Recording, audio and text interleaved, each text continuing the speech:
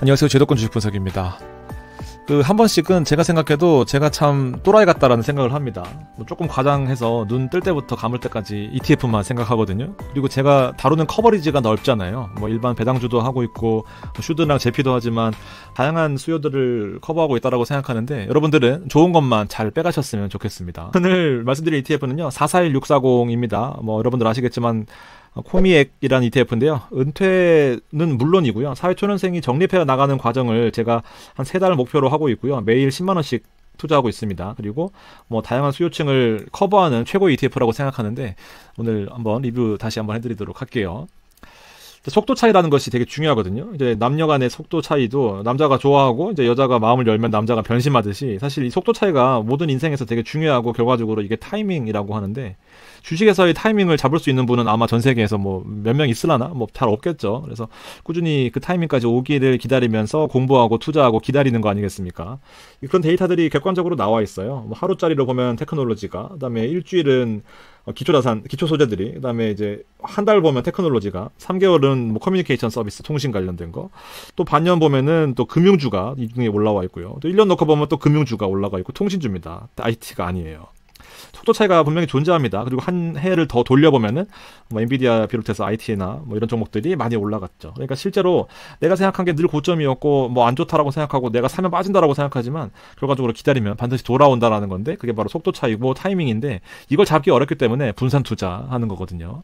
대표적으로 자산군들이 다양하게 있겠지만 제가 자주 비교해드리는 것 중에서 빅테크 관련된 것들 그리고 배당 성격에 관련된 것들입니다. 같이 가기가 힘들죠. 자산은 한정적인데 7%에서 한 9% 나오는 배당주에 투자할래? 아니면 20% 30%씩 오르는 기술주에 투자할래? 그렇지만 기술주가 오르는 때는 또 배당주가 주춤하기도 하지만 또 반대로 되는 타이밍도 있기 때문에 속도 차이가 중요하고 결국 포트폴리오를 같이 구축하게 되면은 얘가 좀 주춤할 때 얘가 또 올라올 거 아닙니까? 그러면서 가격이 싼 것들을 사 모으면 장기적으로 우상향할 수 있겠다. 그리고 크로스되는 환경에서도 하나 올라오고 하나 떨어지니까 사실 크게 걱정될 것이 없기 때문에 우리가 실패하는 거는 주식을 못 골라서 미국 주식을 투자 안 해서가 아니라 장기적으로 투자할 수 있는 어떤 그 멘탈이나 공부해 본 적이 없으니까 이렇게 된다라는 것을 잘 모르니까 해보기 전까지는요. 그리고 해보고 나면 또 1, 2년 있으면 까먹죠. 그러다가 또 올라가는 거를 사게 된단 말이에요. 이런 걸 방지하기 위해서 ETF로 분산 투자하는 거고요. 그리고 이 ETF도 기본적으로 분산되어 있긴 하지만 또 ETF를 분산하면서 장기적으로 8%에서 한 10% 정도까지 꾸준하게 나오면 좋겠다라는 겁니다.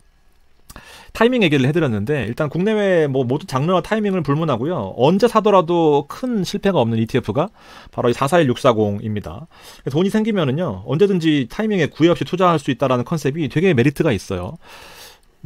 굳이 말씀 안 드려도 여러 가지 상황들을 가정해 보면 올라가 있는 것들을 사기가 좀 애매한데 크게 오르지도 않고요. 크게 떨어지지도 않습니다. 그러면서 잘 버티게 되면은 배당이 10%가 나오는 그런 컨셉인데 주가도 같이 상승하고 있는 국면인 거죠. 어떤 포트폴리오와도 잘 어울리다 보니까 사실 내 포트폴리오가 약간 뭔가 애매하다라고 하면은 이걸 사면 된 거예요. 그리고 장기 투자하면 어떤 성과가 나는지 감히 예측 가능한데 뒤에 하나씩 설명드리겠습니다. 자, 그럼에도 불구하고 여러분들이 또 여기다 몰빵한다라고 하면 말리고 싶은 게 어떤 ETF도 무조건 우상향하지는 않아요. 그러면 당연히 채권형 ETF가 가장 인기가 많아야 되겠지만 또 그건 아니거든요. 그래서 리스크 대비해서 성과가 어떤 것이 좋으냐라는 거죠. 리스크가 좀 적지만 성과가 좀 낮은 부분이 있으니까 리스크 대비해서 성과가 많이 빠지는데 또 많이 오르고 이러면 리스크 대비 성과가 좋다고 할 수는 없거든요. 그래서 모든 투자는 일정 기간 이상 이 사이클을 좀 잘 기억해 둘 필요가 있다. 내가 들어간 게 고점이 아니라 지금 타이밍이 여기가 고점인 거예요. 한번 살펴보시고 10년 정도는 꾸준하게 한다라고 생각해 보시고 저도 10년 할 테니까 여러분들도 같이 해서 10년 뒤에 좀 멋진 남자 혹은 멋진 그 여성분이 됐으면 좋겠다는 생각인데 핵심 전략은 결국 주식과 옵션을 활용하는 전략인 건데 이게 바로 커버드 콜인 거죠. 제가 지난번에 커버드 콜에 대한 내용을 전반적으로 다 다루어 드렸으니까 내 커버드 콜이 바보 같다라고 생각하는 게 아니라 그 타이밍을 한번 고민해 보시면 좋겠고요. 횡보장이나 하락장에서 특히나 이제 초과 성과를 내는 부분은 오케이. 커버드 콜의 가장 큰 장점이긴 한데 이제 늘 고민되는 부분이 주식이 올라갈 때 이 커버드 콜로 상방을 제한하니까 이 두 가지를 합성 그래프를 그려보면 이렇게 되다 보니까 이게 상방이 제한되는 게 안 좋았단 말이에요. 그러다 보니까 그래프가 요 초록색 죄송합니다. 파란색 요 모양이 되는 것이 좀 짜증나니까 올라갈 때 나는 못 올라가니까 너무 답답하니까 결과적으로 이 액티브 형태로 풀어낸 것이 바로 이 44640 핵심 전략입니다. 어쨌든 주식을 100% 하는 것에 대해서 장점이 있겠지만 주식이 계속해서 우상향하진 않으니까 이렇게 움직인다라고 봤을 때 주식의 비중을 조금 줄이고 이제 옵션 전략을 액티브하게 움직인다라는 거고 이 콜옵션의 역할은 결국 배당을 담당하고 있다라는 거예요. 자, 그럼에도 시장을 못 따라오면 문제인 건데, 보면 시장을 잘 따라옵니다. 그리고 진짜 중요한 포인트가 이 초록색 이평선이 결국 200일선이거든요. 우리가 주식 공부할 때 이 200일선과 120일선 등의 이평선은 되게 중요하다라는 것을 알고 계실 거고, 이 트렌드를 크게 벗어나면 잡주가 되는 거예요. 왜냐하면 예측 불가능한 범위에서 뭐 이슈 하나 터지면 20% 30% 올라버리고, 뭐 터져버리면 30% 빠져버리면 잡주의 모양새를 하고 있는 건데, 이 초록색의 200일 이평선을 10% 아래 위로 잘 벗어나지가 않아요. 그래서 큰 틀에서는 흐름 자체를 유지하고 있다 보니까 예측 가능한 범위에서 2년의 어떤 그런 기간을 확인했다, 퍼포먼스를 확인했다라고 보시면 될 것 같아요. 그러니까 언제 사더라도 막 크게 벗어나지는 않는다라는 거고, 딱 이평선 중간에 있네요. 자, 그러면서도 성과를 잘 추정하고 있거든요. 근데 보면 슈드와 이 44160을 비교해보면 0.92%가 움직이고 0.99%가 움직입니다. 중심으로부터 얼마나 위로 아래로 변동성을 나타내는 표준 편차 측면에서 살펴보면은 슈드가 우리가 안정적으로 느끼는 대표적인 ETF 아니겠습니까? 근데 44160은 슈드보다도 더 안정적으로 움직이는데, 하물며 S&P보다도 이 44640의 성과가 1년 놓고 보면은 12.85, 14.93 더 좋았다라는 거죠. 그러니까 시장이 횡보하면서 잘 추종하는데 배당이 10%가 추가되다 보니까 1년간의 성과가 나쁘지 않은 모습입니다. 자, 물론 시장의 상황에 따라서 하락장이나 횡보장, 완만한 상승장에서는 커버드콜이 유리한 국면이 있고요. 시장이 급등한다라고 했을 때는 주식에서는 둘 다 수익이 나겠지만, 콜옵션의 매도 포지션에 대해서는, 자, 콜옵션의 매수 포지션에 대해서 보장해줘야 되는 것이 콜옵션의 매도 포지션입니다. 너무 급등하게 되면 여기서 팔아야 돼요. 그러니까 상승이 제한된다라는 측면에서 포트폴리오 전체로 보면은 주식은 이득일 수 있겠지만 옵션에서는 손실 가능성이 있기 때문에 뭐 상황을 봐야 되겠지만, 급등장에서는 좀 불리한데, 한 해를 돌아보고 나니까 솔직히 44160이 슈드보다도 안정적이었는데 S&P보다 성과가 좋았다라고 합니다. 그러니까 이런 상황을 놓고 보면은 만만하게 볼 ETF는 아니다라는 거죠. 어쨌든 직접 포트를 구성할 자신이 없다라고 한다면은 적어도 이제 높은 자산, 배당이 높은 자산을 선택하게 되면은 실패 확률이 적다라는 거죠. 그러니까 뭐 시장이 빠지더라도 배당이 10%가 나오니까요. 10% 이상 빠지지 않으면 손실이 아니잖아요. 이런 포인트를 고민해 보시고, 또 뭐 많은 댓글들이 예상이 되는데, 자산이 적고 많음도 되게 중요한 포인트 중에 하나예요. 자산이 적으면은요, 솔직히 엔비디아 10배짜리 레버리지도 전 들어갈 수 있겠습니다만, 자산이 일정 규모 넘어가게 되면은 반드시 포트폴리오를 조합하고 ETF를 나누고 자산군을 또 엇갈리게 만드는 것이 핵심인데, 이런 포인트에 대해서 내가 너무 이쪽에 안 좋게 본다라고 한다면 본인의 자산 사이즈를 한번 고민해 보시는 것도 좋겠습니다.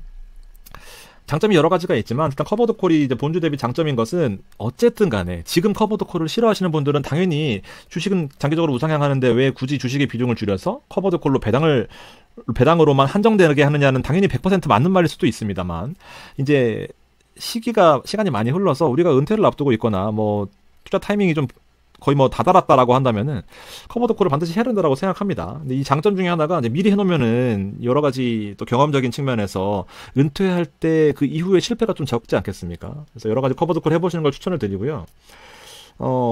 주식이 이렇게 오르면 좋겠지만 실제로 여기서 20% 빠지게 되면은 이제 3분의 1 정도가 본주 투자자들이 힘들어합니다. 100만 원에서 20% 빠지면 20만 원이니까 커버드콜 무시하겠지만, 1억에서 혹은 뭐 3억에서 20% 빠지면 이거 약간 은퇴 앞두고 있으신 분들한테는 정말 재앙이거든요. 어떻게 만회할 겁니까? 뭐 6천만 원, 5천만 원 지금이야 만회 가능하겠지만, 나중에 뭐 약간 파트타임 같은 걸로 만회하기에는 저는 불가능할 거라고 보거든요.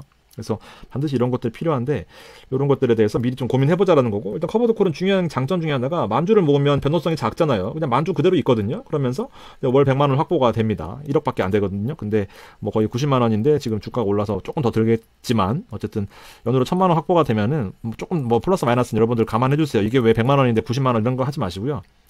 이렇게 주식은 만주 그대로 있으니까 언제든지 뭐 이렇게 움직인다라고 보면은 내 돈이 그대로 있으면서 배당이 나오는 거, 이게 중요한 포인트거든요. 그래서 커버드콜로 결국에는 은퇴를 해야 되지 않나 생각합니다. 더 좋은 ETF가 나오면 모르겠지만요. 그래서 200주씩 모으면 200만 원 들잖아요. 50개월만 모으면 되거든요. 그럼 만주 확보인데 4년 정도 넘으면 될 거예요. 한번 도전해보시고요. 이런 목표를 가지고 투자해보시는 것도 좋습니다. 제가 하루에 12씩 모으고 있거든요. 그럼 10만 원이잖아요. 재밌습니다. 지금 뭐 한 달 반 정도 했는데 재밌어요. 그리고 호미액과 그다음에 에이스, 미국 배당, 퀄리티, 커버드콜, 액티브 둘 다 동시에 하고 있거든요. 여러분들의 그 형편이나 뭐 어떤 수준에 맞게, 그 뭐 소득에 맞게 투자하시면 좋겠다라는 생각합니다. 모아보세요. 재밌습니다.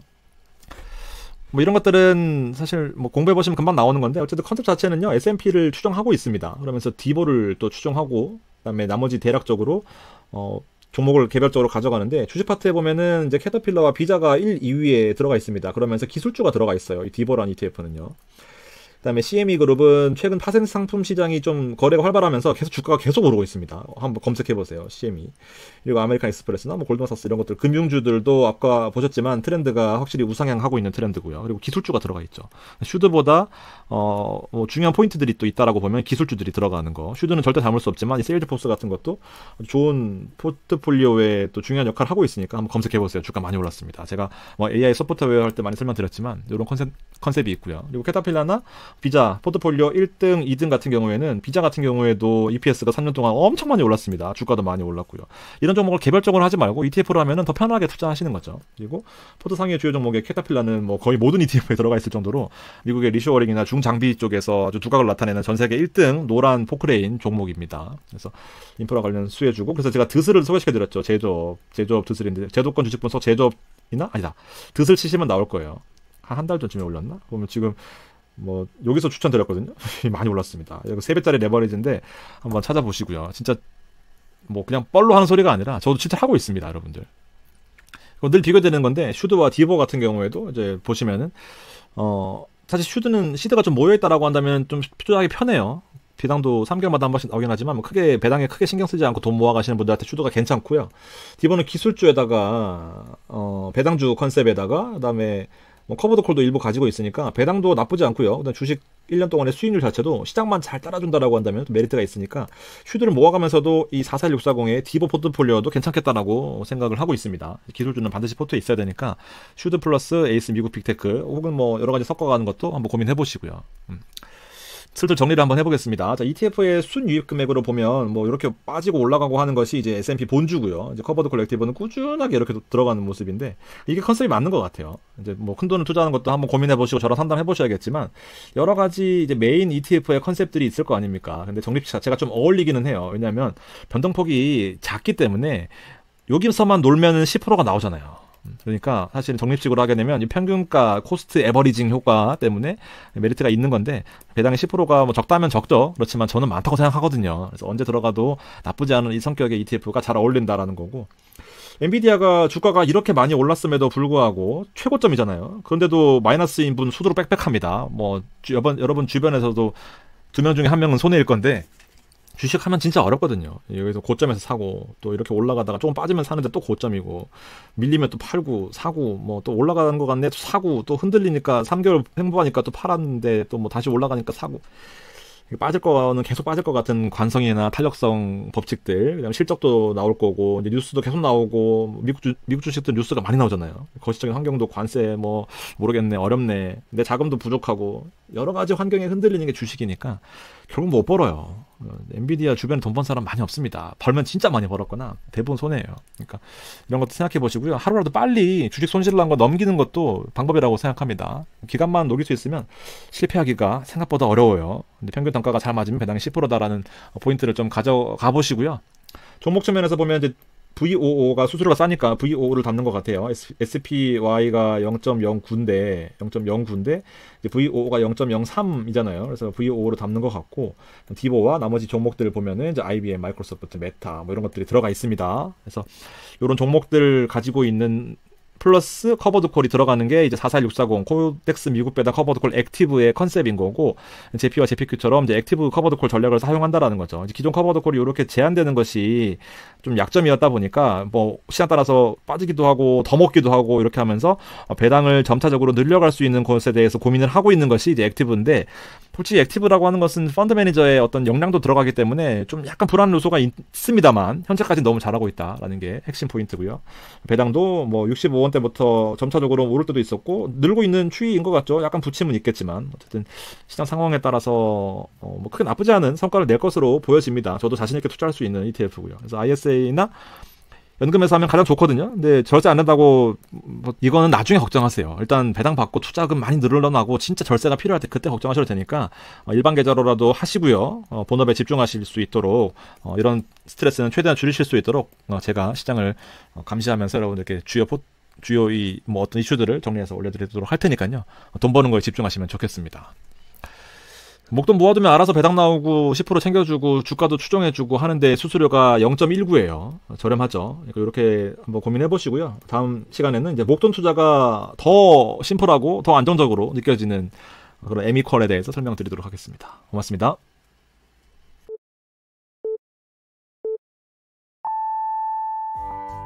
제가 개인적으로 욕심이 되게 많거든요. 여러분들이 뭐 안티 댓글을 달던 욕을 하시던 뭐 같이 가고 싶은 마음이 있는데 오늘 그 부분들에 대해서 한번 말씀을 드려볼 겁니다. 배당 투자를 하시는 분들과 그다음에 스파이나 QQQ 같은 지수 투자를 하시는 분들, 그리고 제가 요새 소개시켜드리고 있는 MSTU나 뭐 MSTY, 그다음에 GOO Y 같은 거, 혹은 속슬 같은 것들, 뭐 여러 가지를 다루다 보니까 사실 극과 극의 성향들이 이제 제 채널에 많은 분들이 유입되어 있기 때문에 어떻게 보면 대결 구도이긴 하거든요. 그래서 제 스스로 고통의 길을 걷고 있긴 한데 각자의 성향이 다르기 때문에 여러 가지 좀 말씀을 드리고 싶은 게 제 생각입니다.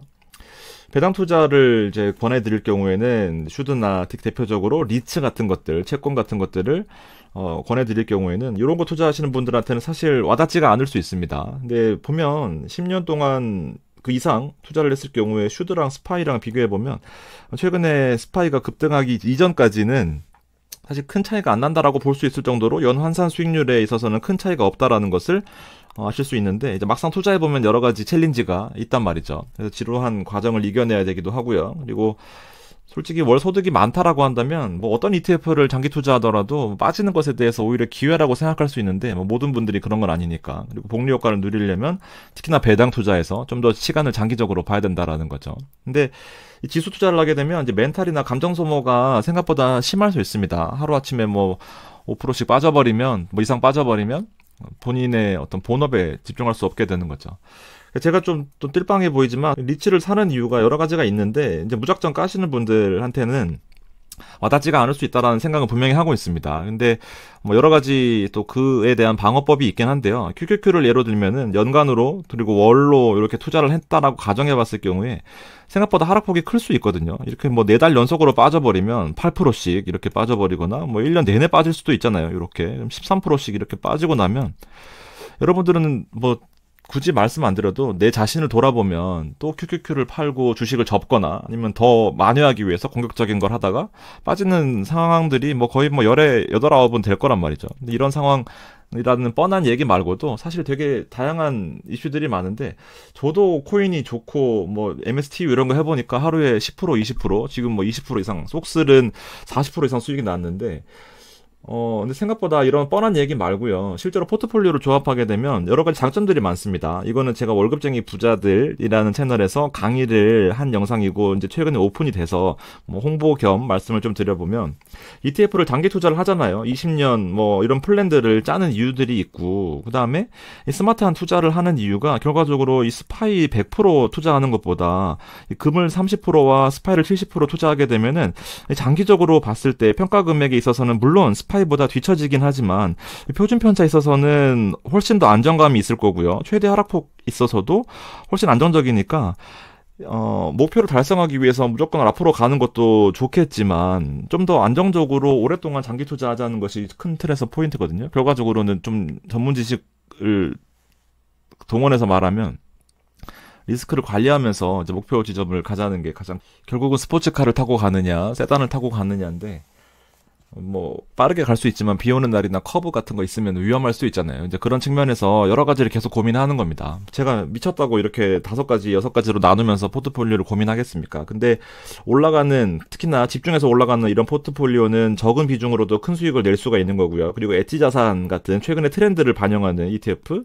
그리고 금리나 뭐 이런 것들에 영향을 받긴 하지만 실제로 안전자산의 역할을 하는 채권들 들어가고 배당 투자를 하면서 장기적으로 성장하면서 배당이 복리로 성장하는 그런 컨셉의 이런 ETF들을 같이 담게 되면은 시장에 크게 부침 없이 약 연평균으로 7% 정도 혹은 그 이상이 나고 있긴 한데, 일단 목표 수익률은 7%를 최소로 보고 이상으로 간다라고 보시면 될 것 같아요. 아무튼 이런 것들을 고민하는 측면에서 오늘 컨셉들을 말씀드릴 건데, ETF를 투자하는 컨셉이 역시나 이제 배당 투자가 가장 큽니다. 뭐 큰 수익을 단기간에 내려면 개별 주식 투자하셔야 되죠. 근데 배당 투자는 우리가 하루 이틀 하고 끝낼 게 아니기 때문에 뭐 슈드나 아니면 이제 VYM 같은 것들 이렇게 투자하면 비슷한 성과를 내고 있습니다. 근데 장기적으로 보면 일단 VYM보다도 슈드가 더 좋은 퍼포먼스를 내고 있기 때문에 슈드가 우리들의 사랑을 받고 있는 그런 포인트들이 있습니다. VIG도 있네요. 하여튼 이런 거를 살펴보시고, 그다음에 뭐 많은 분들이 하고 계시지만 지수 투자를 하시는 분들은 기초자산의 S&P나 뭐 나스닥을 투자하시는 분들,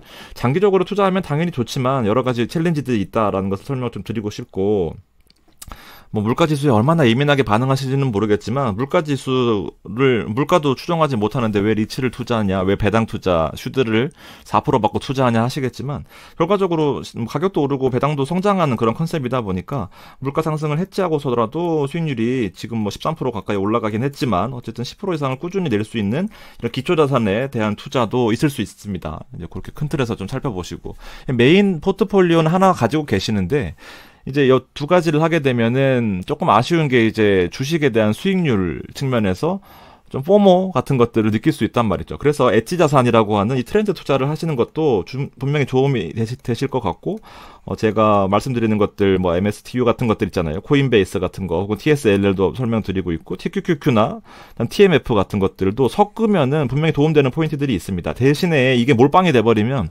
저랑 채널 성격이 안 맞는 거죠. 섹터 불문에서 가장 핫한 종목들을 알아서 투자해주는 이제 미국 서학개미를 제가 작년부터 설명을 드렸었고, 수익률이 진짜 많이 났습니다. 저도 웃자고 하는 소리였는데 결과적으로 수익률이 1년 동안에 30%고 더 시기열을 앞당겨 보면 더 큰 수익률이 났습니다. 서학개미 가중 방식이라고 해서 좀 재미있는 컨셉이긴 해요. 그리고 아웃퍼폼하는 성과가 있다라고 하는데 뒤에 설명드릴 거고요. 그리고 스마트한 투자 대안이, 이런 고민들이 결국 앞서 보셨던 지수 투자나 배당 투자 했을 때 조금 아쉬운 부분들을 채워줄 수 있는 그런 포인트가 될 수 있다라는 거예요. 저도 진짜 바보 같은 게, 그냥 사실 안에 들어가 있는 종목 설명해주고 퍼포먼스 설명해주고 EPS 설명하면 끝날 것을 계속 고민하는 것들이 제가 직접 하고 있으니까 그런 거고, 주변의 사례들을 너무 많이 봐왔으니까 그런 겁니다. 근데 또 이렇게 설명드리면 여기에다 몰빵하시거든요. 그건 안 됩니다. 메인 포트폴리오를 S&P로 가져가거나 슈드로 가져갔을 경우에 그 부족한 수익률을 채우는 이제 그런 역할을 하는 거예요. 1주나 1개월 동안의 성과를 보면 좀 미미해 보이지만 3개월 동안 혹은 1년 동안 혹은 그 이상 수익률을 보게 되면은 서학개미는 뭐 9,500원에서 시작해서 지금 1년 반 사이에 18,000원이니까 만 원이 올랐다라고 한다면 뭐 원금까지 포함해서 200% 이상의 수익률이 발생된 거 아니겠습니까? 좀 이런 것들을 참고해 주시고, 몰빵보다는 부족한 수익률을 한 20-30%로 엣지로 채우는 겁니다. 물론 서학개미뿐만 아니라 좋은 ETF들의 컨셉이 많다 보니까 여러분들의 성향에 맞는 거 선택하시면 되고, 제가 요거를 조금 더 설명을 드릴 거예요. 수익률이 차이가 발생하니까 요런 거 현혹되지 마시고요. 이거 뭐 요거 안 보여주면서 요것만 보여주면 당연히 이게 낫다라고 생각할 수 있잖아요. 근데 전반적으로 이런 특성들을 잘 살펴보실 필요가 있습니다. 기초지수가 제일 중요한데요. 아이셀렉트라고 하는 NH증권에서 만든 서학개미 지수를 참고해서 추종한다라는 건데, 뭐 성격 자체는 패시브라고 하는 따라 만드는 그런 컨셉이지만 뭐 액티브한 성격도 있겠죠. 좀 빠르게 움직여야 될 거 아닙니까? 우리나라 사람들이 가장 좋아하는 ETF의 종목들에 들어가는 그런 컨셉의 ETF이니까요. 특히나 제가 추천드리는 건 ISA나 연금계좌에서 좀 괜찮을 것 같아요. 왜냐면 수익이 많이 나면 많이 날수록 절세 혜택이 크다 보니까, 왜냐면 수익 나는 것에 대해서 200만 원 혹은 400만 원까지는 비과세로 해주고, 그 다음에 15.4%가 아니라 9.9%로 분리과세 해주니까 돈을 많이 벌면은 세제의 혜택이 크다라는 겁니다. ISA 특징만 제가 가지고 왔는데 미국 주식 직투가 안 되기 때문에 실제로 이런 ETF 컨셉 중에서 개별 종목에 집중하는 컨셉이 좋고요. 그 다음 중개형, 은행 가서 개설하시면 중개형은 안 됩니다. 무조건 중개형으로 하셔야 돼요. 신탁형이나 일인형은 안 됩니다. 수수료만 비싸고요. 그리고 주식에 투자가 안 돼요. 19세 이상 투자 가능하고 15세부터도 소득이 있으면 가능한 포인트들 아시죠? 연 2천만 원까지고, 계속해서 만기가 3년 이상부터는 증가될 수 있으니까 만기 연장을 통해서 1억 원까지도 가능하다라는 건데, 요거 이제 아마 한도가 늘어날 것 같은데 일단은 뭐 좀 지켜봐야 되겠습니다. 저율 분리과세 포인트는 다 아실 거고요. ISA에서 리츠를 하시는 거는 굳이 뭐 그런 큰 실익은 없다. 왜냐면 분리과세를 이미 해주니까요. 살펴보시고요. 일반 계좌와 ISA 비교해가지고 손익통산 개념이 가장 큰 혜택인 건데, 돈을 번 것과 잃은 것에 대해서 퉁쳐준다라는 거죠. 그래서 100만 원과 100만 원을 이렇게 하면은 200만 원까지 일반형 같은 경우에 이제 비과세가 되는 거고요. 이렇게 비교해 보시면은 300만 원에 대해서 15.4%를 떼느냐 비과세냐 차이를 한번 고민해 보실 필요가 있습니다. 많이 벌면 많이 벌수록 유리하다는 거. 자, 서학개미 포트폴리오 보겠습니다. 뭐 되게 쉬운 설명을 장황하게 할 생각이 1도 없고요. 총 25개의 포트폴리오로 구성이 되어 있습니다. 최근 포트폴리오인데 바뀔 수는 있어요. 그렇지만 큰 틀에서 살펴보면 엔비디아, 테슬라는 기본적으로 가져가고, 사실 어떤 지수형도 팔란티어를 3위에 올리기는 쉽지 않단 말이죠. 3위에 이제 8%의 비중으로 들어가 있고, 뭐 아이온 Q나 그다음에 마이크로 스트래티지 같은 거, 그다음 메타 들어가 있고, 여러분들이 개별 종목으로 하시는 분들도 계시겠지만 ETF를 투자하면은 그냥 큰 컨셉에서는 시가총액이 작은데 탄력성이 높은 종목들은 편입하기가 어려운데, 이런 컨셉들은 우리나라 사람들이 좋아하는 종목들 위주다 보니까 들어가 있고요. 조비 에비에이션 같은 거 뒤에 설명을 드리겠습니다. 아무튼 이렇게 포트폴리오가 있고, 코인베이스는 아쉽게도 30이 밖이라서 들어가 있지는 않습니다만 마이크로 스트래티지로 대체할 수 있겠다라는 거예요. 빨간색으로 표시한 종목들을 제가 좀 더 포커싱 해드릴 건데, 이런 것들이 들어가 있다라는 거죠. 1년 동안에 200% 오른 종목들을 어떻게 개별 종목으로 담겠습니까? 자, 한 가지 더 말씀드리고 싶은 거는, 당연히 마이크로 스트래티지나 코인 같은 거 좋죠. 근데 여러분들이 100만 원, 1000만 원 투자해가지고 좋다라고 하기보다는 1억, 3억, 10억, 뭐 20억을 투자할 수 있겠느냐는 말이죠. 코인에 10억씩 박을 수 있는 사람들이 많지는 않을 것 같은데, 뭐 각자의 사이즈가 다르겠지만, 큰 돈을 투자하려면은 절대 코인에 저는 투자를 하기가 힘들 것 같거든요. 이제 그런 포인트를 한번 고민해 보시고요. 적은 돈이면 저 솔직히 그냥 속슬 하고 말 겁니다. 근데 여러분들도 자산이 커질 거고, 그리고 장기적으로 투자하시는 게 좋죠. 한두 달 돈 벌면은 그 한두 달에 또 하루아침에 무너집니다. 주식으로 돈 많이 벌어서 이런 게 우스워 보이죠. 아까 슈드 같은 거. 근데 개별 종목으로 돈 많이 번 분들은 개별 종목으로 반드시 무너집니다. 이거는 뭐 거의 90% 이상이에요. 부동산으로 바꾸거나 ETF로 바꾸거나 뭐 하지 않는 이상은 반드시 그 종목 때문에 무너져요. 1년 동안에 아이언큐는 뭐 519% 오른 종목들이 여기 포트폴리오에 들어가 있거든요. 근데 개별적으로 담기에는 좀 부담스럽단 말이죠. 조비 에이비에이션 같은 게 최근에 주가가 엄청 많이 올랐거든요.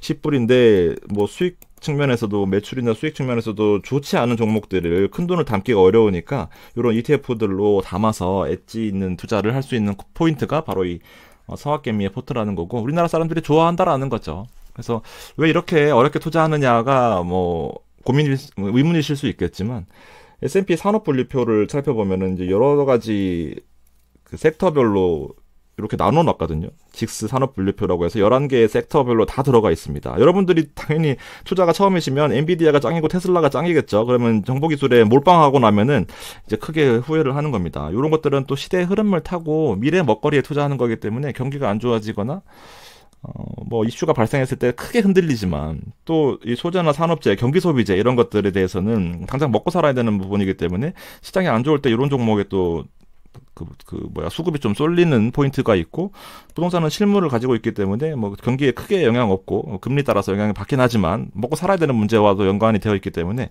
이런 전기, 수도, 가스, 리츠 이런 것들에 대해서는 이런 IT와는 특성이 다르죠. 그래서 개별 종목들을 보면 이런 것들만 담아도 사실 좀 좋을 것 같기는 한데, 엑소모빌이나 아마존 같은 거를 또 개별적으로 담기는 또 어렵단 말입니다. 포트폴리오를 구축해야 되는 이유는 또 하나 더 있는데, 테크가 좋죠. 저도 엔비디아 좋아하고 테슬라 좋아하고 메타도 좋아하고 맨날 보여드리는 게 에이스 미국 빅테크 탑 7 플러스 아니겠습니까? 근데 그걸로 몰빵하기에는 또 약간 리스크가 있어요.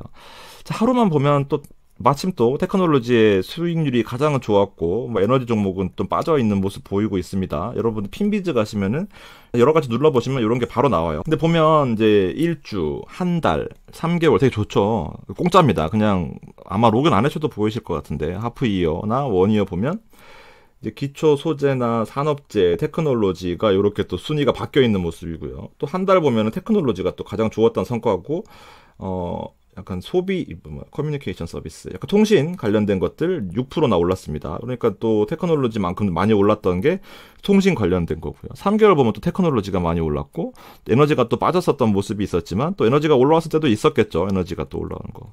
기초 소재 관련된 것들이 많이 올랐네요. 금융주도 많이 올랐고요. 금융주가 최근에 많이 올랐으니까 여러분들 IT만 오른 게 아니잖아요. 이렇게 쭉 보면은 여러 가지 섹터가 섞여서 오르고 있다라는 거죠. 그래서 뭐 기본적으로 뭐 스파이나 QQQ 투자하시면 끝난다라고 보지만, 또 이 목표를 달성하는 성과 자체가 이것만 하는 것보다도 더 좋은 게 뭐가 있나 리스크를 줄이면서 이제 그걸 고민하는 거거든요. 왜냐면 돈이 소중하잖아요. 100만 원, 1000만 원 잃는 거는 여러분들 뭐 버틸 수 있다라고 생각하시지만 1억 넘어가게 되면은 1%, 2%가 되게 소중하거든요. 1년 동안 놓고 보면 잘렸지만 금융주가 가장 높은 성과를 넘사벽으로 보여줬네요. 하여튼 이런 것들을 살펴보면은 또 다양한 섹터를 고민할 수 있는 또 재미가 있는 것이 미국 주식이 아닐까 생각합니다. 개별 주식보다 장기적으로 유리할 수 있는 포인트가 ETF가 그래서 좋은 것 같아요. 큰 손실 없이 장기적으로 우상향할 수 있는 포인트를 여러 가지 가지고 있고, 이제 그 컨셉에서 미국 서학개미가 차지하는 비중을 보면, 어떤 역할을 보면 추종하는 메인들, 이 지수, 배당, 뭐 또 지수, 배당과 지수, 배당과 지수 이렇게 있을 거 아닙니까? 메인으로 담아가는 거는 저는 무조건 찬성이에요. 비중을 50% 이상씩 담아가는 것에 대해서는 뭐 크게 이견은 없습니다. 아마 비슷하실 것 같은데요.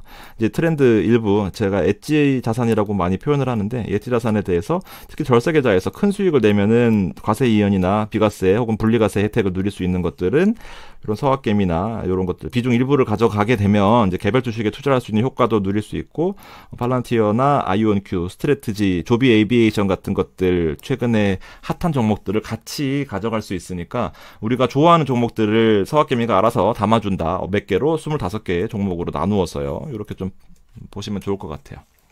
서학개미와 이제 비교되는 ETF가 바로 에이스 미국 주식 베스트셀러라는 종목이거든요. 얘도 특색이 있어요. 얘는 25개고 얘는 10개고 10개에서 포트폴리오를 또 집중하는 그런 컨셉이 있는데, 요건 제가 다음번에 설명드리도록 하겠습니다. 자, 장기 투자하시는 것에 대해서는 저는 이견 없이 ETF가 매력이 있다라고 생각합니다. 그래서 뭐 꼭 내가 좋아하는 ETF가 아니더라도 듣다 보시면 좋은 ETF의 컨셉을 찾으실 수 있으니까 자세하게 설명드리는 것을 바탕으로 여러분들 고민 한번 해보시고요. 월급쟁이 부자들 링크 달아놨으니까 한번 고민해보시고, 사실 상세 페이지가 약간 리딩방처럼 돼 있어서 솔직히 마음에 들지는 않지만 안에 내용은 좀 더 자세하게 정성 들여서 하나부터 열까지 다 떠먹여드리는 컨셉으로 준비를 해봤으니까 한번 관심 있게 봐주시면 좋겠습니다. 감사합니다.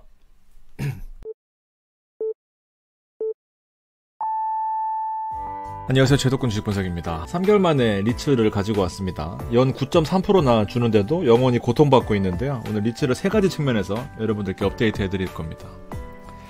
사실 리츠는요, 해본 사람들만 알아요. 실제 진짜 여유가 있으신 분은 리츠를 빼고서는 포트폴리오 구축이 안 될 정도입니다. 근데 사실 유튜브의 성격상 이런 걸 하면 저도 손해라는 걸 알지만, 성격이 파탄날 것 같지만 실제로 이거는 뭐 알아본가?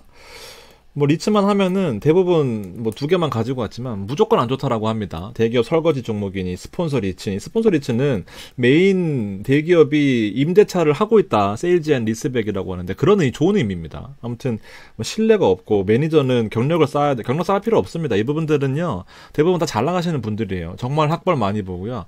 그리고 이런 물건을 사야 할 유인이 크더라도 감정평가가 중요한 거 이런 것들이 아니라 일단 국토부랑요, 금융위의 승인을 받아야 됩니다. 이 부분이 진짜 까다로워요. 제가 3년 동안 리츠에 현직이 있었거든요. 진짜 어렵습니다. 전문가들이에요. 근데 시장 상황이 안 좋고 금리가 높고 그리고 임대료가 너무 낮거나 상태가 안 좋으니까 거절을 하는 경우가 대부분이에요. 리츠에다 팔고 싶어 하는 부분들이 많지만 아무튼 되게 깨끗하고 투명하고 많이 배웠습니다. 그리고 부동산 투자법 자체가 1조에 써 있습니다. 국민의 뭐 건전한 투자를 활성화해서 발전에 이바지한다. 물론 뭐 이런 헌법 같은 내용의 이런 부동산 투자회사법은 여러분들께 와닿지는 않겠지만 제가 여러 가지 측면으로 오늘 하나씩 반박을 해드릴 건데요. 무작정 싫어할 시간에 이미 다 하고 있습니다. 솔직히 유튜브 수준에 대해서는 리츠를 이거 무슨 한 주로 건물주 사는 컨셉으로 들어가니까 무식하다는 소리를 듣는 거예요. 이거 솔직히 의미 없습니다. 한 주로 건물주 어떻게 삽니까? 5,000원으로요. 국토부의 승인이 생각보다 엄청 까다로워요. 무조건 현장 점검을 합니다. 지금은 모르겠지만 예전에는 무조건 현장 가보고 실사를 바탕으로 그리고 사무관급 이상 모셔놓고 PT를 해야 돼요. 그 부분들의 검증도 하고요. 그리고 가격과 배당과 유상증자 측면에서 말씀드릴 거예요.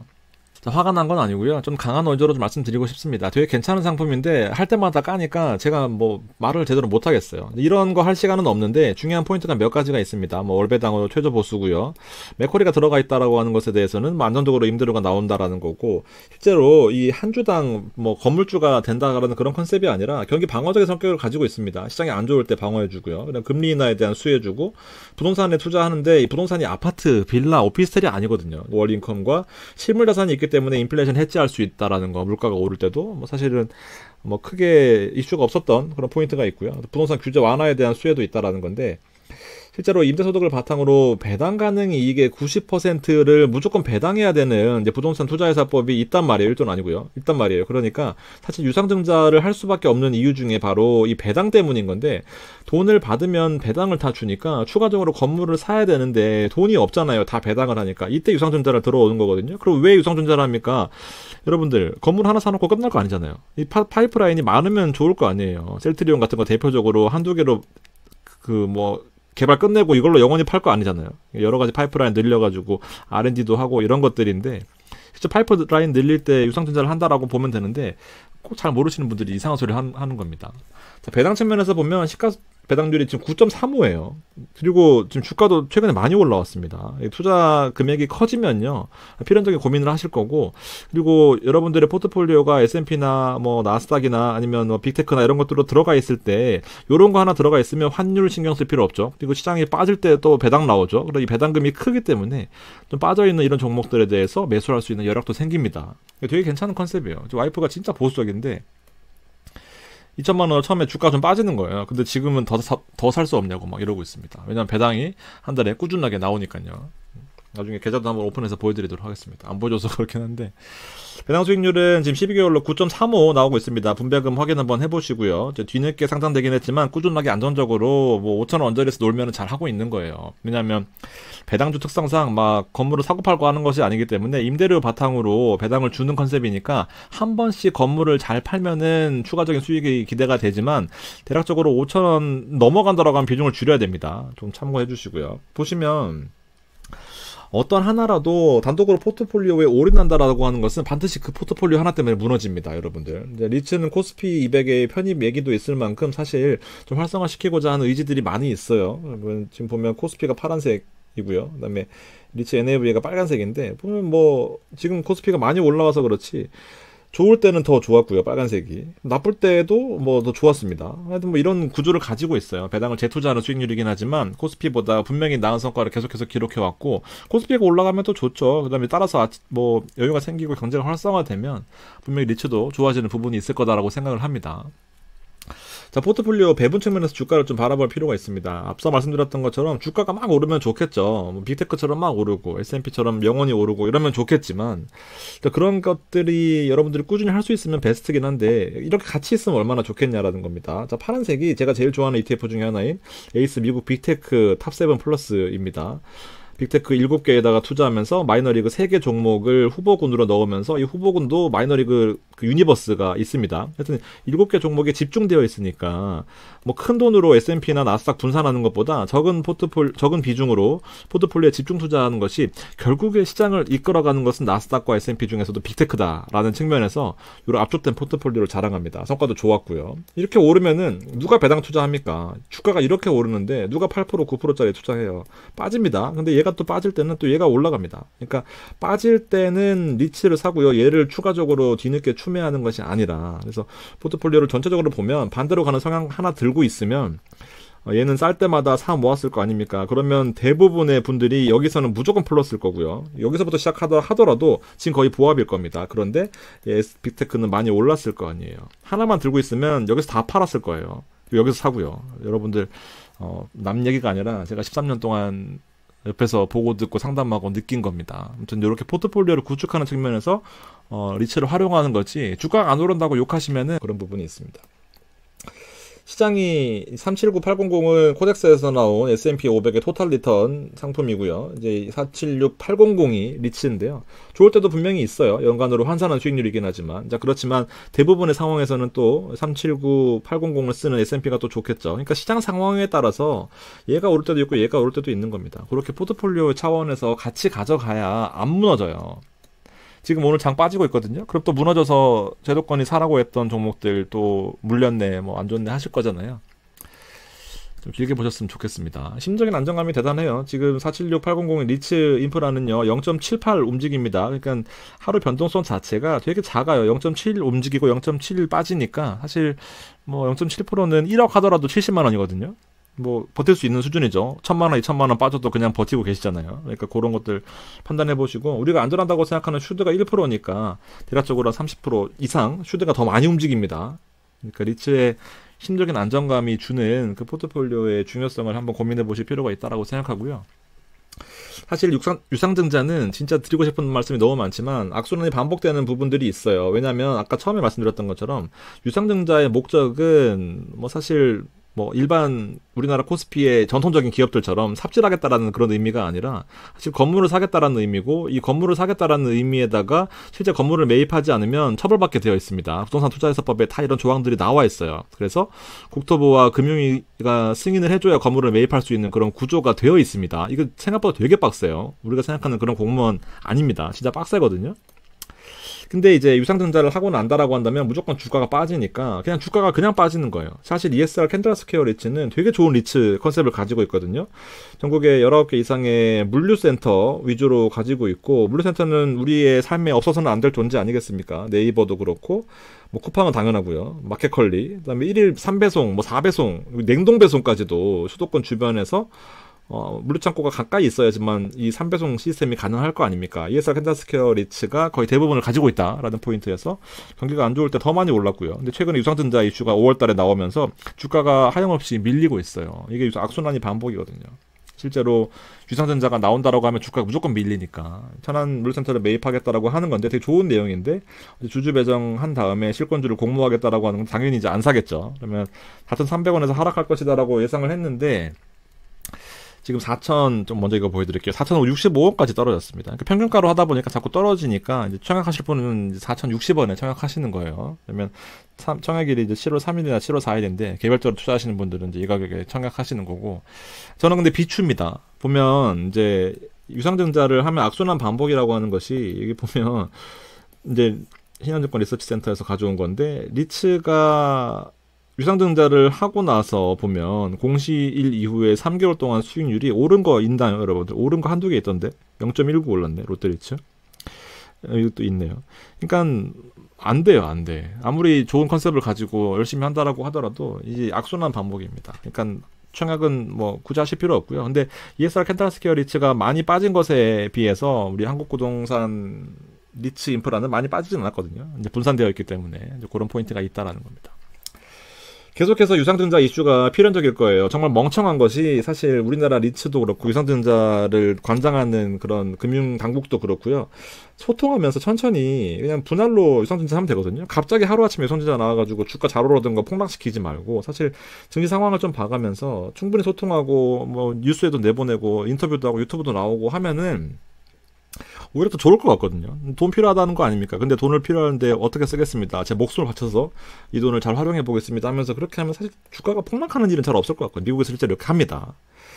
이런 포인트들이 있고, 아무튼 이제 계속해서 나올 거예요. 근데 계속 건물을 사야 될 거니까 돈은 없고요. 왜냐하면 90% 이상을 배당해야 법인세가 면제되거든요. 세금까지도 배당하겠다라는 거고, 감가상각비까지도, 감가상각비가 뭐예요? 실제로 돈은 안 나가지만 비용 처리하겠다라는 거거든요. 근데 비용이 나간 것들을 다시 배당 원본으로 더해서 배당을 주는 것이 리츠의 또 좋은 점 중에 하나인 건데, 투자하려고 보면 비용 처리했던 것들도 비용 처리를 안 한다는 가정하에 배당을 주니까 돈이 더 없는 거예요. 그러니까 무조건 유상증자를 해야 됩니다. 근데 계속해서 악순환 반복된다라는 거고요. 유상증자를 해야 되는 이유는 말씀드렸죠. 계속해서 건물을 늘려야 파이프라인 늘어날 거 아닙니까? 그래서 이런 것들을 좀 소통을 잘 했으면 좋을 텐데 진짜 멍청한 것 같아요.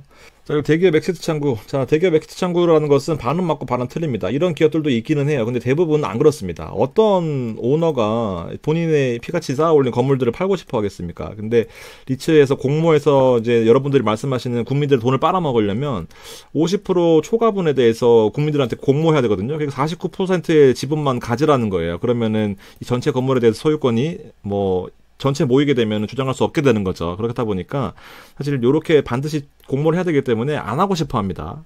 그래서 49%를 다 채우는 것이 아니라 보통 20, 30%만 하고 딱 필요한 돈만 한 다음에 본인들이 임차로 들어가죠. 그래야지 이게 흥행될 거니까. 하여튼 그런 포인트들도 있으니까 무조건 엑시트에서 비싸게 산 건물들을 국민한테 공모하려면 국토부가 반대하고요. 금융위가 승인 안 해줍니다. 그런 포인트가 있어요. 하여튼 로비를 잘하면 할 수 있겠죠. 안 되는 게 어디 있겠습니까? 그런 포인트를 뭐 좋게 볼 수도 있고 안 좋게 볼 수도 있는데, 물론 좀 부족한 부분은 있겠죠. 그래서 임대딱지 많이 붙어있다 이런 얘기는 아파트가 아니에요. 뭐 조그만 상가 이런 게 아니고요. 큰 건물들이 대부분입니다. 그래서 대출 규제 이런 것들 영향을 좀 덜 받는 편이긴 한데 결국에 금리 인하가 좀 목적인 거고 비용이 떨어진다라는 거죠. 그래서 에스컬레이션이라고 해서 임대료가 고정되어 있는 거 아닙니다. 떨어지는 거 아니에요. 무조건 올라가게 되어 있습니다. 5년 혹은 10년 동안. 그리고 장기 임대차 되는 것도 많고 ESR 캔들 스퀘어 리츠는 쿠팡이 많이 들어와 있죠. 50% 넘었다는 걸 제가 알고 있는데 하여튼 이렇게 우량 임대인이 들어와 있으면 임차인이 들어와 있으면 돈이 더 올라가는 부분도 있습니다. 대기업들이 임차되는 것도 있고요.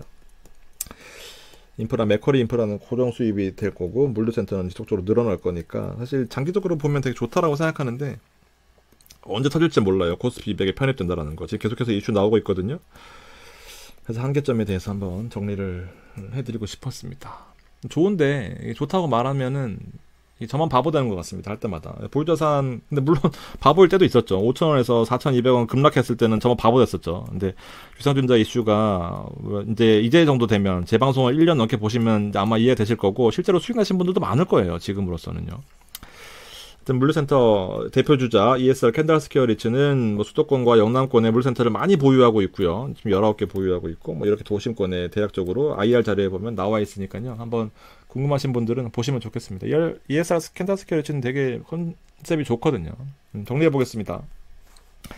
배당이 나오고요. 그리고 안 망합니다. 저런 가치가 0이 될까요? 뭐 100원이 될까요? 안 되거든요. 일정 수준 이하 떨어지면 사고 싶은 사람도 엄청납니다. 그러니까 좀 장기적인 컨셉으로 우리가 포트폴리오 측면에서 한번 고민해 볼 필요가 있고 이렇게 하다못해 50대 50으로 담았더라도 요렇게밖에 못 먹었을 거를 이렇게 쌀 때 잘 샀다라고 한다면 영원히 배당 나올 거고요. 그리고 주가도 올라갈 수 있고요. 물론 5,000원 넘어가는 수준에서도 부담스럽습니다만 포트폴리오 측면에서 고민해 보면 분명히 장기 투자할 때 힘이 될 겁니다, 여러분들. 적어도 무너지지 않는 포트폴리오로서 자산이 늘어난다라고 한다면 자연히 분리과세 혜택 9.9% 5천만 원까지 그리고 이 배당이 꾸준하게 나온다라는 것은 해본 사람만 압니다, 여러분들. 안 해보시고 욕하지 말고요. 해보고 물리시면 제가 같이 도와드릴게요. 어떻게 해야 될 건지.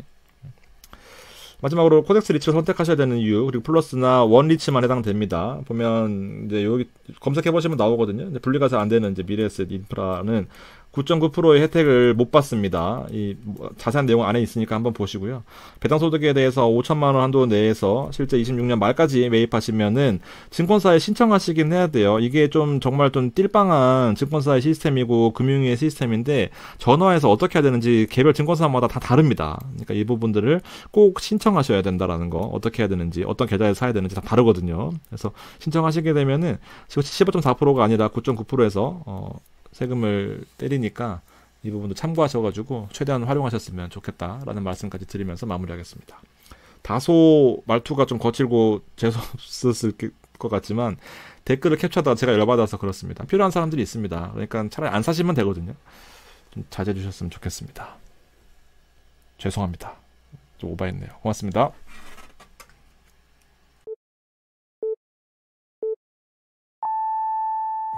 안녕하세요. 제도권 주식 분석입니다. 연 15%의 고배당을 받으면서 국내 주식에 투자하는 ETF가 있습니다. 최근 코스피가 3,000선을 단기간에 돌파하면서 투자 시기가 꺼려지시는 분들 많을 텐데요.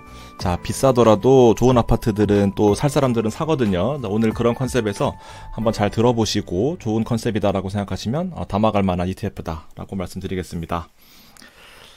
저는 오늘 금고탑이라고 불리는 국내 시장 커버드콜을 설명을 드릴 겁니다.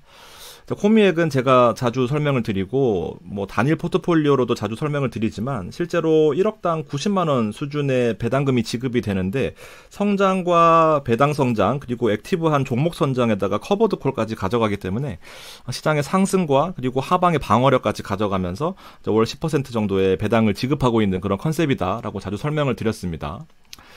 포트폴리오 측면에서 살펴보면 441640이라고 하는 이 코미액은요, 미국 대표 월배당 컨셉을 가지고 있습니다. 그리고 시세 방어도 우수한 모습이고 연 10% 정도의 배당이 현재 나오고 있는 그런 상황이고 비중 조절은 40대 40인데 금고탑 이라고 하는 이제 코덱스에서 나온 금융 고배당 탑10 타겟 위클리 커버드 콜이거든요. 국내 시장에 투자하면서 일단 금융주에 주로 투자합니다. 그리고 커버드 콜 위클리를 통해서 배당을 15%를 타겟한다라는 건데, 타겟은 확정은 아니고요. 이제 15%를 받기 위해서 옵션의 매도 수량을 조절하는 그런 컨셉이다라는 건데, 좀 말이 어렵겠지만 듣다 보시면 이해되실 거예요. 그리고 아무래도 공격적인 성향이 강한 컨셉이다 보니까 이제 금이나 리츠 같은 것들로 일부 방어 자산을 같이 가져가시면 중간에 포기하는 일이 매우 적어질 거다라고 생각을 합니다. 그리고 만능 ETF의 컨셉은 이제 해외에 투자하는 것이 일단은 최근 트렌드고 앞으로 장기적인 성장 측면에서도 좀 유망하다라고 보여지고요. 커버드 콜 컨셉은 제가 1년 전에 그렇게 커버드 콜, 특히 타미당을 외칠 때 정말 안티가 많았었지만, 지금 커버드 콜은 어느 정도 자리를 좀 잡은 게 아닌가라는 생각을 합니다. 그래서 커버드 콜을 잘 활용하시면 분명히 도움이 되는 부분들이 많다라는 것을, 그리고 배당 컨셉은 빼놓을 수가 없겠죠. 그리고 시장까지도 같이 상승을 추구해야 된다라는 컨셉에서 이 코미액은 사실상 완벽한 포트폴리오의 모습을 하고 있다라는 거죠. 그리고 최근에 또 너무 안 올라서 재미없다 하시는 분들 많으실 텐데요. 또 오를 때를 생각해보면 사실 오르는 게 또 좋은 건 아니거든요. 계속해서 이게 올라간다라고만 한다면 좀 약간, 물론 기분은 좋겠지만 또 사는 입장에서는 약간 부담스러울 수 있단 말이죠. 그래서 보면 지금 1년 반 놓고 보면 이 파란색으로 제가 평균가를 표시해놨는데 결국 요 레벨에 맞춰질 거예요. 10,000원 언저리에서 상승하면 11,000원, 또 빠지면 또 9,500원 이러면서, 물론 장이 좋을 때는 배당이 좀 더 상승하는 국면에 있습니다만, 지금 어쨌든 시장이 요렇게 평균가를 형성하는 과정에서도 90원의 배당은 6월 13일 기준자로 지급이 됐다라는 거죠. 그래서 계속 오르는 게 무조건 좋은가에 대한 생각하지 마시고요. 빠지더라도 너무 슬프다라고 생각하지 마시고, 결국 평균가로 맞춰지면서 10% 정도의 배당을 가져가는데 장기적으로는 우상향한다라고 보시는 게 코미액의 컨셉입니다. 좀 하나라도 더 챙겨드리려고 또 잠깐 예프로 샜는데, 자, 금고탑이라고 부르시더라고요. 금고탑입니다. 이름은 되게 예쁜 것 같아요. 자, 스파이와 한번 비교를 해볼게요. 25년도의 시장 추이를 보면, 자, 사실 스파이는 지금 이제 겨우 4% 정도 상승하고 있는 그런 추이인 거고, 제가 사실 이거를 6월 18일 날 준비를 했고 지금 한 열흘 동안 다른 거 하다가 밀려졌는데 그 사이에 주가가 한 5% 넘게 오르긴 했습니다. 자, 498, 410을 쓰는 게 바로 금고탑인데, 자, 코스피가 많이 오르긴 했습니다만 배당까지 합쳐지고 이걸 연 환산했을 경우엔 무려 73%의 수익률을 기록하는 페이스가 나타났다라는 거고, 사실 미국장 요렇게 100이라고 보면 국내 시장에서 특히나 금고탑 커버드콜 위클리임에도 불구하고 상승폭이 두드러졌다 라고 보여집니다. 자, 컨셉은 되게 좋거든요. 지금 보면 요렇게 횡보하는 장을 기대하면서 15% 받는 게 사실 가장 베스트인 건데, 단기간에 많이 오르긴 했습니다. 그리고 배당 자체가 이거는 한 달 반 정도의 배당이 쌓여있기 때문에 단기적으로 좀 많아 보이긴 하지만, 평균적으로 주가가 오르면서 배당이 같이 상승하는 컨셉이 바로 타겟 위클리 커버드 콜의 장점이거든요. 자, 그리고 뭐 뒤에 설명드리겠지만 옵션을 100% 매도하는 것들이 있고 30% 매도하는 것들이 있는데, 이건 장단점이 있어요. 자, 당연히 전체 자산에 대해서 옵션을 100% 매도한다라고 한다면 상승폭을 전체 자산에서 일부 제한하는 그런 구조인 건데, 30%만 옵션을 매도한다라는 것은 내 자산의 일부만 해지한다라고 보시면 되거든요. 그래서 상승폭을 더 추구하니까 상승할 때는 얘가 좋고요, 하락할 때는 얘가 좋습니다. 그래서 뭐가 좋다, 뭐가 완벽하다라고 하시면 요런 포인트도 있다라는 거죠. 시장 상황을 잘 타고났다, 잘 추종한다라고 보시면 돼요. 배당 컨셉은 아까 말씀드렸던 것처럼 요렇게 있는데요. 실제 이제 상대 수익률을 보면 코스피 대비해서 이 금융 고배당 특성을 가진 ETF가 커버드콜을 제외한다라고 하더라도 상승폭이 좀 두드러졌다라고 보여집니다. 밑에 색깔이 코스피고 얘가 이제 지금 우리 금고탑인데요. 자, 금융주의 컨셉을 좀 파악해 볼 필요가 있다라는 거예요. 금융주 측면에서 제가 자주 설명드리지만 사실 고배당주가 트렌드이긴 하잖아요. 근데 보면 이 PBR이 또 중요한 역할을 하고 있습니다.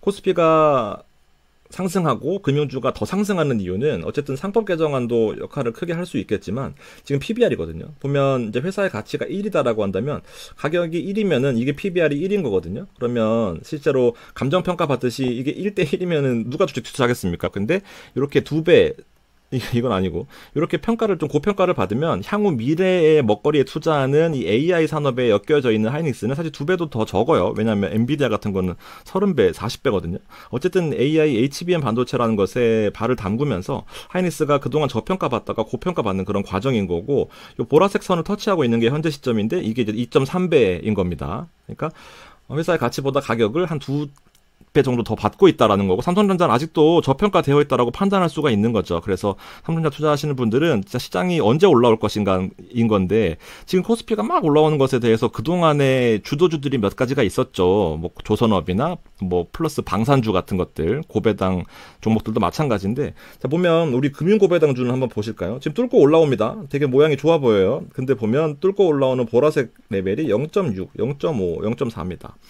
자, 너 아까 30, 40 한 거는 당연히 이제 AI를 지향하는 그런 반도체 산업인 거고, 자, 알파벳은 5배, 6배를 받거든요. 요렇게 돼야 이제 주식 투자할 맛이 나는 거 아니겠습니까? 5배는 넘어가야. 근데 JP모간, 자, 금융주는 어떤가?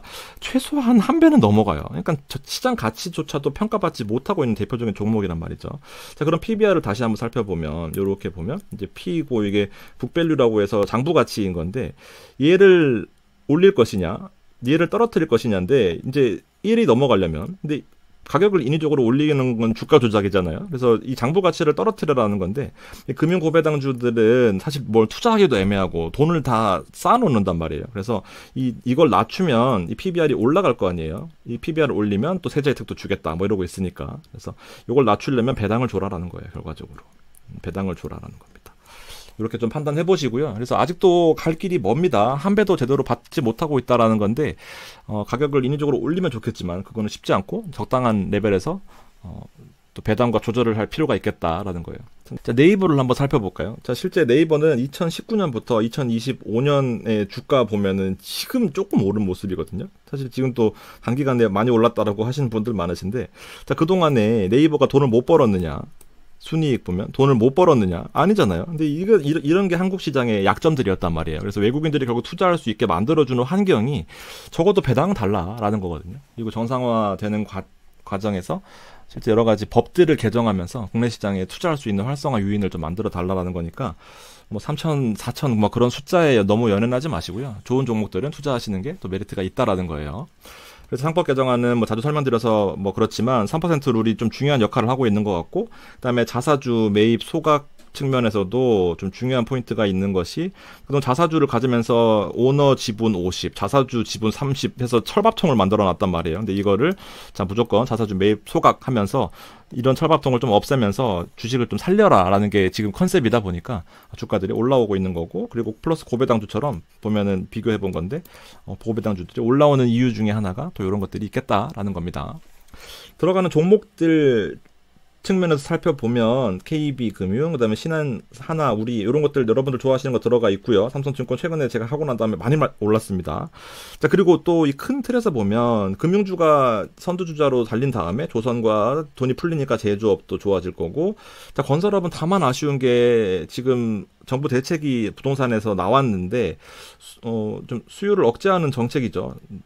그 주담대를 6억까지만 받으라라고 하는 거니까. 근데 이렇게 되면 공급까지 같이 나와야 되는데 공급이 아직 부재한 모습이라서, 사실 건설업이 조금 최근에 올라오는 종목들이 몇 개 있긴 하지만, 현대산업개발이나 한일시멘트 뭐 이런 것들이 있긴 한데 조금 이제 주춤할 가능성이 있다라는 거고요. 그다음 이렇게 트렌드가 될 건데, 보면 돈을 풀고 금리를 낮추고 이런 과정에서 이렇게 올라갈 때, 경제 확장될 때 돈이 결국 필요하거든요. 근데 이래서 금융주들도 대출이자 같은 것들, 본업들의 측면에서도 좀 좋지 않을까 생각을 합니다.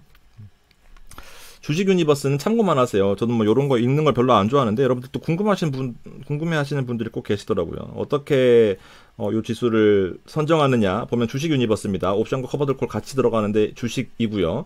뭐 직스 산업 구분에서, 산업 분류에서 금융에 속하고, 당연히 속해야 되겠죠. 뭐 3년 이상 경과한 좀 대형주들 들어간다라는 뜻이고요. 뭐 이렇게 보시면 됩니다. 뭐 있어요. T 운용사에서 나온 이런 거 보면 이 퍼포먼스를 내기 위한 유니버스들이 있잖아요. 그러니까 유니버스가 계란 바구니 같은 거 많지 않기 때문에 사실 이렇게 슈드나 뭐 S&P 500 선정하듯이 그렇게 막 중요한 포인트는 아닙니다. 그러니까 좀 참고만 하세요. 뭐 아무튼 이렇게 PBR과 상법 개정에 대해서 한번 크게 설명을 드렸고, 해외 시장에 익숙하지 않다라고 한다면은 국내 시장에 투자하는 게 좋은데, 자 이제 옵션 설명을 드릴 겁니다. 이렇게 옵션들이 같이 포트폴리오에 포함되어 있어요. 이렇게 국내 주식만 들어가 있는 것이 아니라 이제 블룸버그에서 보면 어떤 옵션들이 들어가 있는지를 판단할 수 있는데, 여기서 결국 이제 커버드콜 고배당이 나오는 거란 말이에요. 솔직히 설명할 자신은 없지만, 자, 이렇게 보면 위클리 커버드 콜을 투자한다라고 되어 있으니까, 위클리 커버드 콜은 일주일에 한 번씩 만기가 되는 옵션이고, 데일리보다는 조금 안전한 성향, 그리고 월만기보다는 조금 더 공격적인 성향입니다. 수익률은 반대가 되겠죠. 데일리가 좀 많은 성격인데, 또 그렇게 따질 수는 없는 게 이제 ATM이냐, 뭐 OTM이냐, 뭐 ITM이냐 또 다르긴 하거든요. 이런 것들을 큰 틀에서만 보시고요. 코스피가 최근에 많이 올랐다 보니까 이게 원래 400도 시작하지 않은 그 출발점에서 404, 지금 뭐 410 뭐 이렇게 올라가 있습니다. 이게 제가 6월 18일 날 찍어 놓은 거라서 조금 다르긴 한데, 자, 400에 매도하겠다라는 권리였거든요. 400에 팔겠다라는 거니까 미리 400에 팔겠습니다. 대신에 프리미엄을 주세요. 다만 450, 뭐 500이 가더라도 저는 400에 팔겠습니다라는 거거든요. 너무 많이 오르면 좋지는 않은 거예요. 왜냐하면 상방이 제한되어 있다 보니까. 자, 그럼에도 불구하고 이렇게 하는 이유는 이제 프리미엄 때문인 거고, 주가가 너무 많이 오르면은 제한되긴 하지만 주식을 같이 보유하고 있으니까, 금융주들 아까 보셨죠. 그래서 적당한 수준에서 올라갈 거예요. 그래프가 주식을 보유하는 것보다는 하방은 조금 방어되는 모습이고요. 상방보다는 조금 덜 먹는 그런 구조입니다. 왜냐하면 아까처럼 옵션을 100% 매도하는 것이 아니라 30%만 매도하니까 나머지 70%는 주식을 가지고 있다라는 그런 의미입니다. 그냥 생으로 가지고 있다라는 그런 의미예요. 400에 팔겠다라는 권리를 아까 가지고 있었으니까 400에서 404까지 올라가면은 나는 4는 손해보는 겁니다. 왜냐하면 404까지 올라간 상태에 있는 건데, 여기 보면 거의 404. 400에 팔아야 되니까 나는 4를 손해봐야 되는 거죠. 그리고 지금 콜옵션 현재가가 5거든요. 5란 말이에요. 그러면은 나는 2를 받았습니다. 여기는 원래 2였어요. 2. 근데 지금 보면 3이 올랐기 때문에 원래 2에서 3이 올라서 5가 된 거잖아요. 그냥 대충 그냥 랩한다고 생각하고 들어보세요. 다 지우고 랩을 한번 해보겠습니다. 자, 400 이하였고요. 400에 팔 권리를 가지고 있었습니다. 그러니까 420이 되더라도 나는 400에 팔아야 되는 거예요. 근데 지금 400에서 여기 400 정도에서 404까지 올라간 상황인 거고, 이때 매수 시점이 2원이었단 말이에요. 여기 400원에는 400은 2였고요. 지금 현재 5니까 3이 오른 거예요. 이렇게 중간에 사고 파시는 단타족들은 요 차익을 먹는 거고요. 만약에 종가 때, 위클리 만기 때 404까지 올라갔다라고 한다면 나는 2를 이미 받았거든요. 콜 매수자한테. 그러면은 2원 차이가 나는 거죠. 난 2원만 손해를 보는 겁니다. 대신 주식을 가지고 있으니까 손해는 아닐 거예요. 405로 끝나면은 나는 이제 2에 샀었으니까 매수자는 3을 먹는 거예요. 그러면 나는 손해인 거고, 410으로 끝나면 이제 손해가 커지는 거죠. 이제 8만큼 손해입니다. 2만큼 받았는데 410에 끝났으면 매수자는 8을 이익을 봤을 거 아닙니까? 대신에 주식도 8이 올랐을 거예요. 이제 그렇게 좀 보시고, 자, 402 이하로 끝나면은 401, 뭐 390 폭락해서 뭐 30 뭐 이러면은 402 이하로 끝나면 매도자는 프리미엄만큼, 이만큼은 무조건 고정이다라는 거예요. 대신에 원래는 이렇게 고정이 돼야 되는데 30%만 매도했기 때문에 일부 수익은 같이 쉐어하는 그런 구조입니다. 됐고요. 됐고, 이제 하방을 제한하면 상방을 덜 먹는 구조입니다. 하여튼 이렇게 옵션이 굴러가는 거예요. 많이는 못 먹겠지만 이렇게 하방을 파란색으로 제한하고 이렇게 상승도 좀 덜 먹는 구조인 건데, 이제 뭐 제가 무슨 그림을 그릴지 아시죠? 이렇게 주식을 보유하고 있습니다. 금융고배당주를 들고 있고 이렇게 상승을 제한하는데 프리미엄을 받는 거예요. 일정 수준 넘어가면은 이 가격에 팔겠다라는 거고, 그러니까 이렇게 얘는 가만히 있고 얘는 올라오잖아요. 그래서 요 사이를 요렇게 그려보면 요렇게 될 거고요. 얘는 가만히 있고 그다음에 얘는 올라가니까 요렇게 좀 덜 올라갈 거예요. 요렇게 될 겁니다. 이렇게 해서 요 그래프가 나오는 거예요. 요 그래프가 파란색 선 넘어가겠습니다. 이거는 옵션은 설명하면 제 손해인 것 같아요. 구독자 나가는 소리가 들립니다. 정리해 보겠습니다. 혹시나 제가 빼먹은 게 있나 싶어서. 자, 금융 고배당 주를 투자하는 이유들에 대해서 PBR 그리고 상법 개정 때문에 뭐 그럴 수 있다라는 가능성에 대해 설명을 드렸고요. 숫자 3천, 4천, 5천 이런 거는 중요하지 않습니다. 내 자산이 3천에서 5천 늘어난 거 아니기 때문에 내가 금융 고배당주의 장기적 성장이나 배당을 받으면서 기다릴 수 있겠다라고 하시면은 요 주식을 가져가는데, 이제 커버드콜을 투자하는 이유는 계속해서 이렇게만 올라가면 좋겠지만 이렇게 올라갈 거란 말이에요. 그러면서 배당을 받으면서 이런 하락분에 대해서도 장기 투자할 가능성을 좀 키우기 위해서 위클리 커버드콜을 가져가는 것에 대해서 뭐 볼까요? 프리미엄을 위한 일부 옵션 매도 비중을 30%만 제외하고 나머지 종목은 적극적으로 상승에 참여한다, 뭐 그런 의미인 거고, 월 배당을 추구한다, 뭐 이런 의미입니다. 그다음에 비과세 측면이 있습니다. 이제 제가 자주 설명드렸지만 국내 주식의 매매 차익에 대해서는 비과세고요. 이거 커버드콜의 이 프리미엄에 대해서도 비과세입니다. 다만 금융 고배당 자체가 뭐 7에서 한 9% 정도의 배당을 평균적으로 주고 있다 보니까 여기에 대한 배당은 과세됩니다. 과세예요. 그러니까 참고하시고 또 뭐가 있냐? 여기 요 내용이 요 내용입니다. 일부 세금이 발생할 수 있습니다가 이제 주식에 대한 세금이 발생할 수 있다라는 건데 편입 주식에서 발생하는 배당금 수익 그리고 예금이자 등은 과세 대상이다라는 거예요. 의심할 필요 없이 그냥 제가 말하는 거 들으시면 됩니다. 귀엽지 않나요? 정리해보겠습니다. 오늘 방송이 사실 좀 어려운 내용이긴 한데요. 좀 이해 안 되시더라도 너무 상심하지 마시고 코스피의 정상화되는 과정을 좀 설명을 드리고 싶었습니다. 또 하루 이틀 또 주주가 빠졌다고 역시 코스피는 힘들어 하지 마시고요. 상승폭이 단기간에 과했기 때문에 조정받는 건 당연한 거예요, 여러분들. 적립식으로 투자할 수 있는 것이 사실은 좀 더 메리트가 있다라고 보고요. 국내 고배당에 투자하면서 배당까지도 15% 챙겨가는 ETF의 컨셉을 내가 해외 시장에 너무 많은 비중이 들어가 있다라고 하면 고민해 볼 만한 컨셉인 것 같습니다. 많이 관심 가져주시고요. 네, 여기까지 하겠습니다. 감사합니다.